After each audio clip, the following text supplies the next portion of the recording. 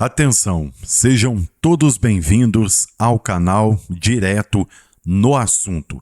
Nós estamos aqui com exclusividade, com um plantão de utilidade pública direto para o Rio de Janeiro, porque você vai ficar sabendo agora, dentro de uma investigação jornalística, o porquê que aconteceu isso hoje, infelizmente, na cidade maravilhosa. Por que eu estou dizendo isso para você? Preste bem atenção. Acaba de chegar nos Estados Unidos um documento bombástico do Rio de Janeiro através do governador a respeito do que eles estão querendo fazer com a polícia, com a tropa de elite, o BOP e as operações que acontecem, sim, para inibir a criminalidade no Rio. Então, aguce aí o seu ouvido, porque o que você vai ouvir agora é um documentário exclusivo aqui com Fábio Alvarenga do Direto no Assunto, e as imagens que vocês estão vendo são reais, exclusivas também, que chegam até nós sobre o que aconteceu lá. Por gentileza, tire um tempinho e escute aí. O Rio acordou sob uma operação policial que, em dimensão e impacto, já entra para a história recente da segurança pública fluminense. Antes de o sol romper por completo a linha das lajes no Complexo da Penha e no Complexo do Alemão, esquadras da Polícia Civil e da Polícia Militar avançaram por vielas que, há anos, são riscas de pólvora no mapa da cidade. Na retaguarda, promotores do GAECO e equipes de inteligência sustentavam a ofensiva com informações cruzadas, escutas e monitoramento de rotas.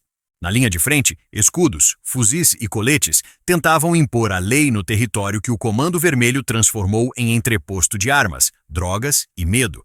O saldo medonho foi registrado em toda parte. Dezenas de corpos recolhidos, dezenas de suspeitos algemados, uma cidade paralisada. O Estado chamou de necessária a investida. Os moradores, entre espanto e luto, juntaram os restos de mais uma guerra que se trava no alto dos morros e desce, com barulho de sirene, para toda a cidade. O alvo principal da operação tinha nome e apelidos já conhecidos das delegacias especializadas.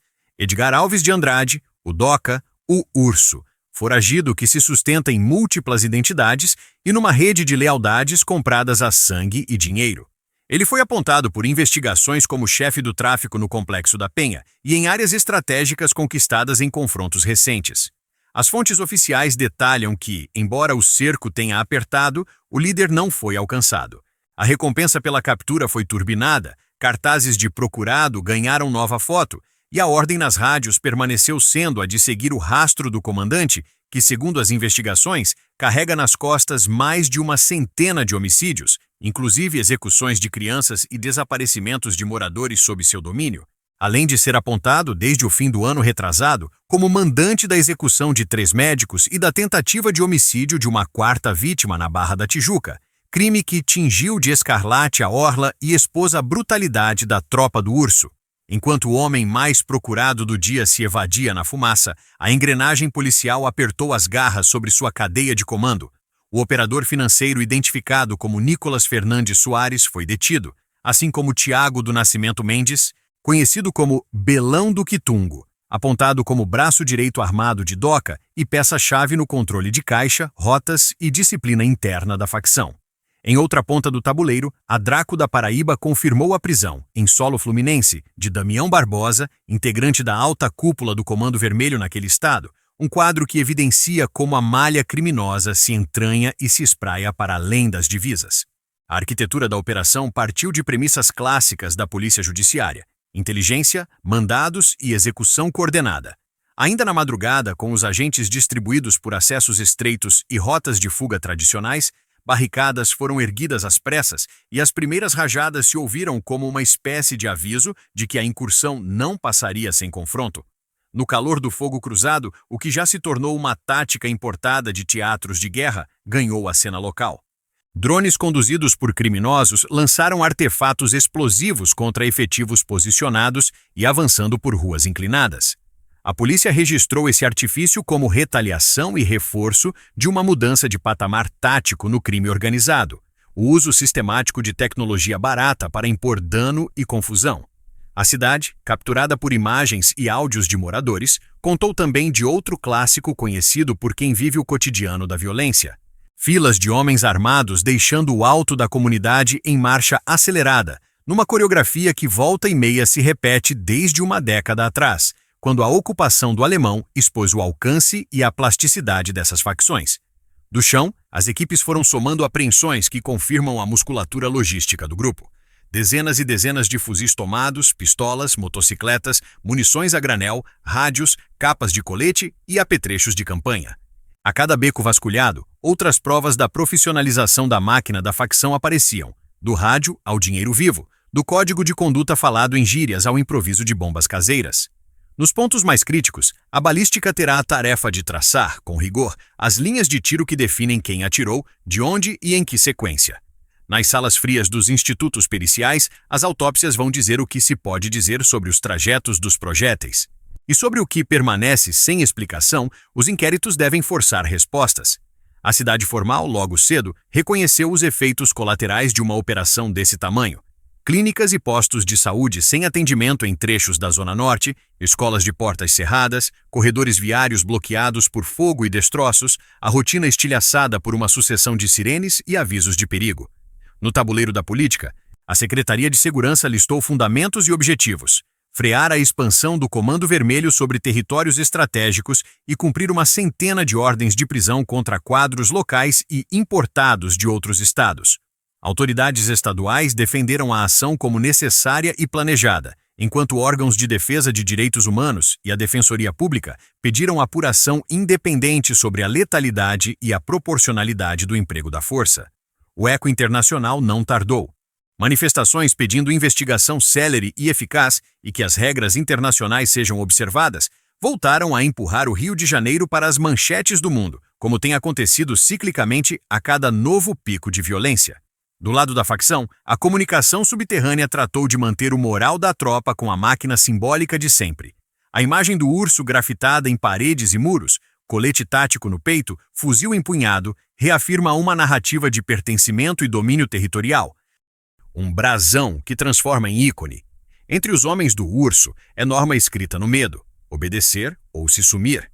Entre os moradores, a norma é sobreviver.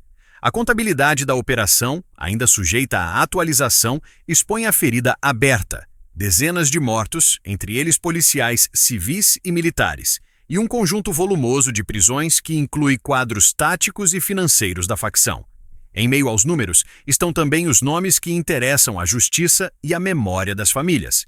Os agentes caídos no cumprimento do dever, os trabalhadores atingidos por balas perdidas, os anônimos que carregam o peso de viver na linha tênue entre Estado e crime. Os investigadores resgataram, nos autos e nas planilhas, a longa trilha de DOCA, evadido do sistema, acúmulo de mandados de prisão ativos, histórico que o descreve como de altíssima periculosidade, e o papel supostamente central no comando de operações violentas para expandir e consolidar domínio. O pano de fundo, por sua vez, envolve episódios recentes que inflaram a temperatura do tabuleiro criminal: ofensivas contra milícias rivais, alianças oportunistas, trocas de território, disputas pelo varejo que é a veia principal da receita. A cada ofensiva estatal, o crime recua um passo e tenta reconfigurar as linhas defensivas. A cada recuo criminoso, o Estado tenta ocupar o vácuo com presença prolongada, mas, invariavelmente, enfrenta o desafio estrutural. Sem políticas sociais duráveis, sem urbanismo que costure o tecido rasgado, sem escolarização e emprego que comprem a paz cotidiana, cada operação vira capítulo potente e, ao mesmo tempo, insuficiente, de um enredo que exige muito mais do que caveirões e helicópteros. No bunker da estratégia, a cúpula da segurança pública cravou que a operação contenção não se resume a um dia de choque, mas a uma matriz permanente de ações para interromper a expansão territorial do Comando Vermelho. No contraponto, vozes técnicas lembram que a contenção real se mede não apenas em troféus apreendidos e chefes algemados, mas em indicadores persistentes de redução de homicídios, controle de áreas, recuperação de serviços públicos, desarmamento progressivo e erosão do poder econômico do crime. É a velha conta que insiste em não fechar. Enquanto a facção tiver caixa, armas e recrutamento, cada vitória tática do Estado arrisca virar prólogo do próximo confronto. Também por isso, a perseguição aos ativos financeiros ganhou destaque. A prisão de operadores de caixa e a apreensão de máquinas e cadernos da contabilidade clandestina servem como bisturi que corta o nervo do negócio, o dinheiro que compra armas, paga soldos e corrupção e mantém o fluxo de mercadorias. Ao lado dessa camada, a detenção de quadros táticos como o Belão do Quitungo retira, ainda que momentaneamente, massa crítica do tabuleiro. Mas, como se sabe em qualquer unidade especializada, a resiliência dessas organizações se alimenta de estoque humano e de mecanismos de reposição rápida, o famoso sobe um, quando um subchefe assume o posto vago antes mesmo de o anterior esfriar no presídio. A operação também reabre o debate sobre a integração federativa, ora reivindicada, ora recusada, e sobre decisões de Corte Suprema que buscam refrear incursões indiscriminadas em áreas vulneráveis. A tensão institucional soma camadas de ruído a um cenário que, na ponta, se resolve com comando unificado, inteligência compartilhada e metas que se alinhem a resultados mensuráveis. Um passo além, o país ainda precisa decidir se o adjetivo narcoterrorista, usado por governantes em momentos de escalada, será política de Estado ou figura de retórica, e caso seja a primeira, qual arcabouço jurídico e qual contrapartida de controle e transparência acompanharão a guinada. Enquanto essa discussão pulsa em gabinetes e plenários, o mapa da violência do Rio continua a pedir o básico: previsibilidade e continuidade. Sem isso, cada terça-feira de terror, como definiram alguns moradores, será a prévia da próxima coletânea de tiros, barricadas, drones improvisados e rotas de fuga. O que muda, quando muda, é a direção do vento. Às vezes, a maré pende para o Estado. Às vezes, o crime fecha as ruas e impõe toque de recolher. Quando a fumaça baixa, fica sempre a mesma pergunta: quem manda de fato? Na narrativa desta última ofensiva, um ponto exige precisão, apesar de boatos e mensagens que circularam a quente pelas redes. O homem apelidado de Urso, segundo as fontes oficiais e reportagens publicadas, não foi capturado. Permanece foragido, com recompensa elevada e mandados em aberto, alvo de um cerco que agora se estreita sobre seu entorno imediato. Já seus comparsas sentiram o peso do grampo, da campana e da diligência. A cadeia logística e financeira sofreu cortes visíveis e a cúpula regional do comando perdeu braços e bolsos. São golpes relevantes, com efeito prático no curto prazo. Mas na guerra longa, a vitória depende do que acontece depois do estampido.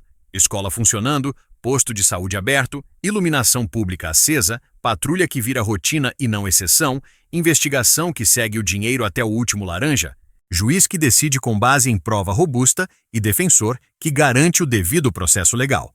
Só assim o resultado da operação deixa de ser estatística de confronto para virar política pública. A cidade, que já recebeu eventos globais e ainda assim não resolveu seu litígio com a violência crônica, terá de encarar as mesmas escolhas de sempre com a urgência de agora. O crime testará, como sempre testou, cada centímetro de avanço do Estado. O Estado, se quiser reter o terreno conquistado, precisará ser mais do que força. Terá de ser presença, serviço, oportunidade. Até lá, cada sirene ressoa como lembrete do que ainda não foi feito. No fim do dia, o retrato é de um Rio cansado de guerra, mas não de luta. E a luta, no momento, pede menos espetáculo e mais estratégia. A operação mostrou capacidade de choque e de coordenação. O próximo capítulo mostrará se existe fôlego e vontade para transformar choque em mudança. Fontes consultadas e citadas, reportagens, dados e declarações disponíveis em veículos como a CNN Brasil, que detalhou o perfil de DOCA e registrou o balanço oficial de mortos, prisões e apreensões, confirmando a prisão de Belão como braço direto do líder foragido. O Globo, que expôs o rol de lideranças no alvo e informou a elevação da recompensa pela captura de DOCA, além de confirmar prisões de comparsas e o escopo da mega operação. O G1, que relatou o uso de drones com artefatos explosivos pelos criminosos, listou as apreensões e prendeu a figura de Damião Barbosa, quadro da alta cúpula paraibana do Comando Vermelho, em solo fluminense. A Deutsche Welle, que registrou a dimensão do aparato empregado, críticas e manifestações internacionais. E o El País, que acompanhou o desdobramento mais sensível da contagem de mortos e o movimento da comunidade ao redor dos corpos recolhidos após a ofensiva.